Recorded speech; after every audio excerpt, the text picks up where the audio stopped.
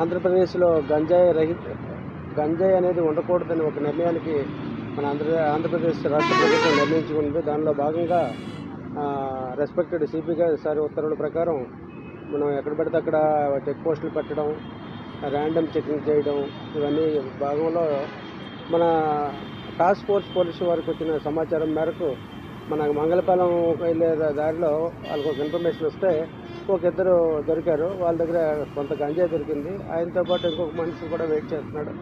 ఇది ముగ్గురు దొరికారు. టోటల్ 20 ప్యాకెట్స్ అంటే 40 కేజీస్ గంజాయి. ఇది పాడేరు నుండి తీసుకొచ్చారు. మనం వాళ్ళకి ప్రశ్నించగా వాళ్ళ పేర్లు పూడి శ్రీనివాసు, గురంద్రపాలెం నర్సీపట్నం, గుమ్మిడి ఉపేంద్ర, రత్నంపేట నర్సింపట్నం, సరిపల్లి రామకృష్ణ, కసింకోట అనకాపల్లి. వీళ్ళు ముగ్గురిని పట్టుకున్నారు. వాళ్ళ దగ్గర నుండి 40 కేజీల గంజాయి, ఒక పల్సర్ ద్విచక్ర వాహనం, 2 ఆండ్రాయిడ్ మొబైల్స్ కూడా పట్టుకోవడం జరిగిందండి.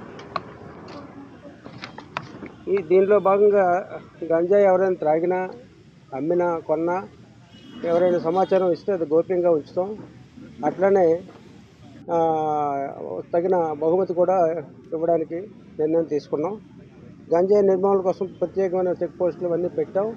ఎవరైనా ఈ గంజాయి కోసం సేవించినా, అలాగే అమ్మినా, కొన్నా సమాచారం ఇవ్వాల్సిందిగా కోరుకుంటున్నాం. వాళ్ళ ముగ్గురిని అరెస్ట్ చేసి కోర్టులో రిమాండ్ పంపించాం. ప్రస్తుతం సెంట్రల్ జైల్లో ఉన్నారు. సార్, గతంలో ఉన్నప్పుడు మీరు ఏగా ఉన్నప్పుడు 250 కేజీలు గంజాయి పట్టుకున్నారు.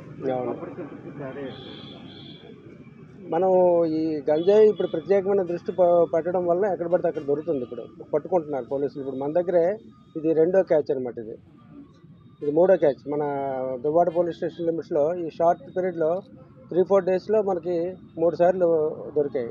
ఎందుకంటే ప్రత్యేకమైన దృష్టి పెట్టడం జరిగింది దీని మీద. సిపి గారు ఇంకా గంజాయి నిర్మూలించాలనే ఒక ఆలోచనతో ప్రతిరోజు మమ్మల్ని సెన్సిటైజ్ చేసి ఇవన్నీ చేయడం వల్ల ఇప్పుడు తరచూ దొరకడం జరుగుతుంది.